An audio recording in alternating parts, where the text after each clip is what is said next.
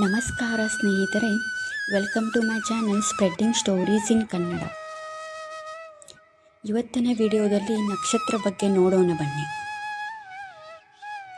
ನಕ್ಷತ್ರಗಳು ಬೀಳುತ್ತಿರುವಾಗ ಏನನ್ನಾದರೂ ಬೇಡಿಕೊಂಡರೆ ಖಂಡಿತ ಈಡೇರುವುದೇ.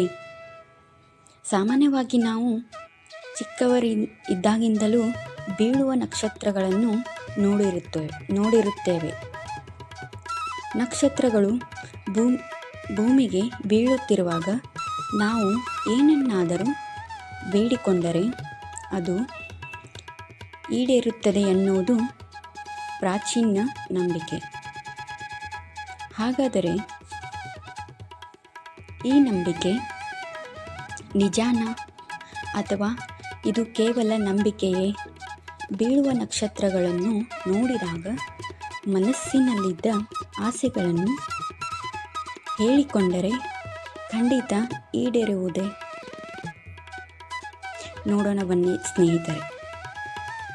ಎಂದಾದರೂ ನೀವು ಆಕಾಶವನ್ನು ನೋಡುತ್ತಾ ಕುಳಿತಾಗ ಭೂಮಿಗೆ ಬೀಳುತ್ತಿರುವ ನಕ್ಷತ್ರವನ್ನು ನೋಡಿರಬಹುದು. ಬೀಳುವ ನಕ್ಷತ್ರವನ್ನು ನೋಡುತ್ತಿದ್ದಂತೆ ಅನೇಕರು ತಮ್ಮ ಆಸೆಗಳು ಈಡೇರಲಿ ಎಂದು ಪ್ರಾರ್ಥಿಸಿಕೊಳ್ಳುತ್ತಾರೆ.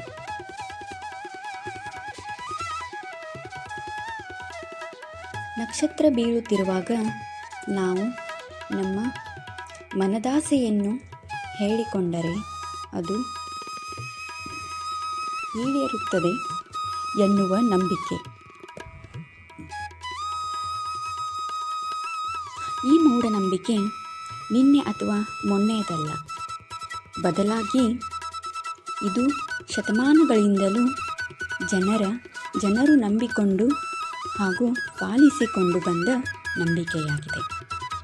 ನಕ್ಷತ್ರಗಳು ಒಂದಕ್ಕೊಂದು ಡಿಕ್ಕಿ ಹೊಡೆದುಕೊಂಡು ಬೀಳುವುದು ತುಂಬಾ ಅಪರೂಪ. ಈ ಕಾರಣಕ್ಕಾಗಿ ಇದನ್ನು ನೋಡುವವರು ತಮ್ಮನ್ನು ತಾವೇ ಅದೃಷ್ಟವಂತರು ಎಂದು ಪರಿಗಣಿಸುತ್ತಾರೆ.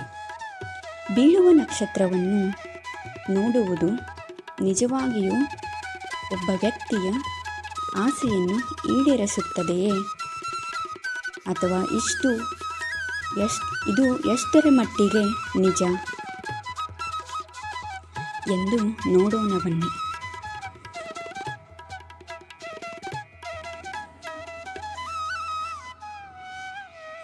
ಬೀಳುವ ನಕ್ಷತ್ರಗಳ ಬಗ್ಗೆ ಪ್ರಾಚೀನ ನಂಬಿಕೆಗಳು. ಮೊದಲನೇದಾಗಿ, ಪ್ರಾಚೀನ ಕಾಲದಲ್ಲಿ ಜನರು ರಾತ್ರಿಯಲ್ಲಿ ನಕ್ಷತ್ರಗಳನ್ನು ನೋಡುವ ಮೂಲಕ ದಿಕ್ಕುಗಳನ್ನು ನಿರ್ಧರಿಸುತ್ತಿದ್ದರು ಮತ್ತು ಅನೇಕ ಭವಿಷ್ಯವಾಣಿಗಳನ್ನು ಸಹ ಅಂದಾಜಿನ ಮೂಲಕ ಹೇಳುತ್ತಿದ್ದರು. ಪ್ರಾಚೀನ ಜನರ ಪ್ರಕಾರ ಬೀಳುವ ನಕ್ಷತ್ರವನ್ನು ನೋಡುವುದು ವ್ಯಕ್ತಿಯ ಜೀವನದಲ್ಲಿ ಬದಲಾವಣೆಗಳನ್ನು ತರುತ್ತದೆ. ಇನ್ನು ಎರಡನೇದಾಗಿ, ನಕ್ಷತ್ರವು ಬೀಳುತ್ತಿರುವಾಗ ನೋಡುವುದು ಯಾವಾಗಲೂ ಒಳ್ಳೆಯದು ಎಂದು ಹೇಳಲಾಗುವುದಿಲ್ಲ. ಅನೇಕ ಜನರು ಕೆಳಗೆ ಬೀಳುವ ನಕ್ಷತ್ರಗಳಿಂದ ತಮ್ಮ ಇಚ್ಛೆಯನ್ನು ಈಡೇರಿಸುವಂತೆ ಕೇಳಿಕೊಳ್ಳುವುದು ಅಶುಭವೆಂದು ಪರಿಗಣಿಸುತ್ತಾರೆ.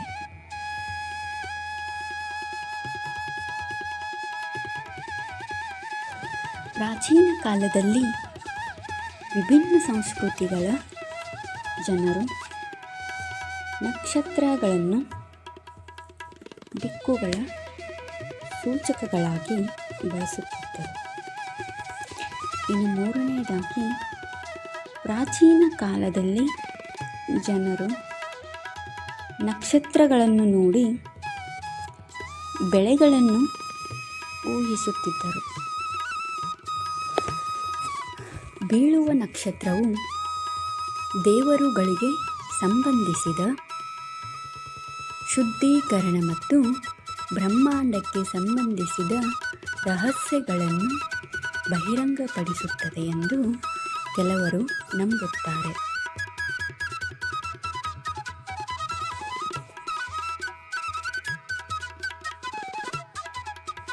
ಇನ್ನು ನಾಲ್ಕನೆಯದಾಗಿ, ನಕ್ಷತ್ರಗಳು ಬೀಳುವುದರ ಹಿಂದಿನ ವೈಜ್ಞಾನಿಕ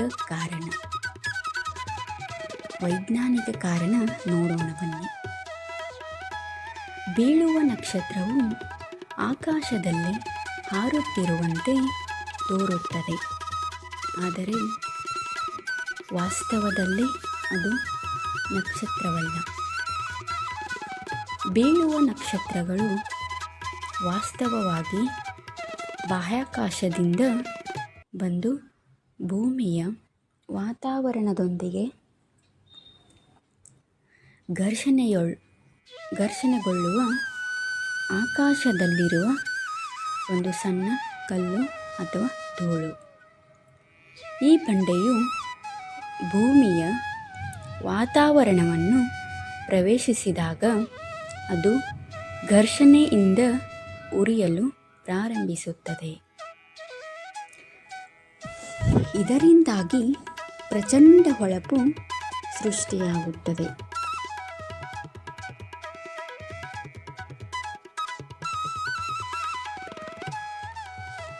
ವಾಸ್ತವವಾಗಿ ಬೀಳುವ ನಕ್ಷತ್ರಗಳನ್ನು ಖಗೋಳಶಾಸ್ತ್ರಜ್ಞರು ಉಲ್ಕೆಗಳು ಎಂದು ಕರೆಯುತ್ತಾರೆ.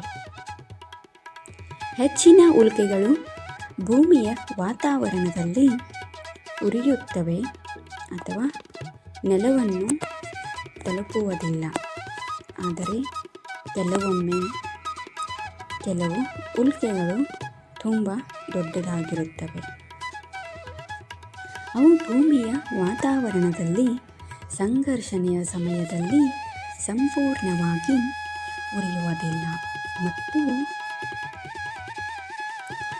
ಭೂಮಿಯ ಮೇಲ್ಮೈಯನ್ನು ತಲುಪುವುದಿಲ್ಲ. ಅಂತಹವುಗಳನ್ನು ಉಲ್ಕಾಶೀಲೆ ಎಂದು ಕರೆಯಲಾಗುತ್ತದೆ.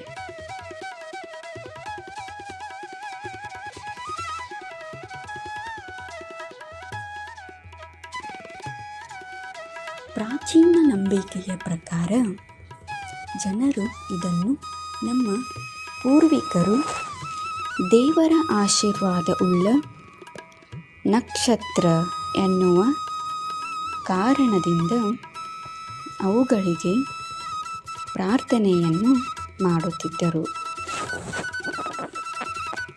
ನಮ್ಮ ಆಸೆಗಳು ಈಡೇರಿಸುವಂತೆ ಅವರು ಆ ನಕ್ಷತ್ರಗಳ ಬಳಿ ಕೇಳಿಕೊಳ್ಳುತ್ತಿದ್ದರು. ಆದರೆ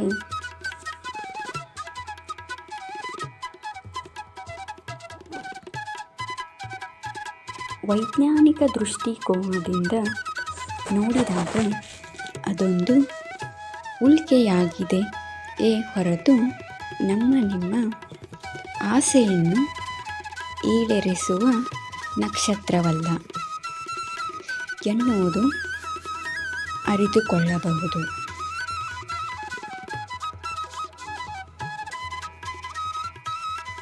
ಈ ವಿಡಿಯೋ ನಿಮಗೆ ಇಷ್ಟವಾದರೆ ಪ್ಲೀಸ್ ಒಂದು ಲೈಕನ್ನು ಕೊಡಲು ಮರೆಯಬೇಡಿರಿ. ಮತ್ತು ಇನ್ನೂ ಹೆಚ್ಚಿನ ವಿಡಿಯೋಗಳಿಗಾಗಿ ಕಮೆಂಟ್ ಮೂಲಕ ನಿಮ್ಮ ಅನಿಸಿಕೆಗಳನ್ನು ತಿಳಿಸಿ. ಸಬ್ಸ್ಕ್ರೈಬ್ ಮಾಡಲು ಮರೆಯದಿರಿ.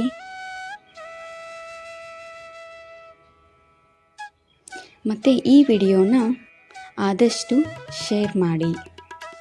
Thank you.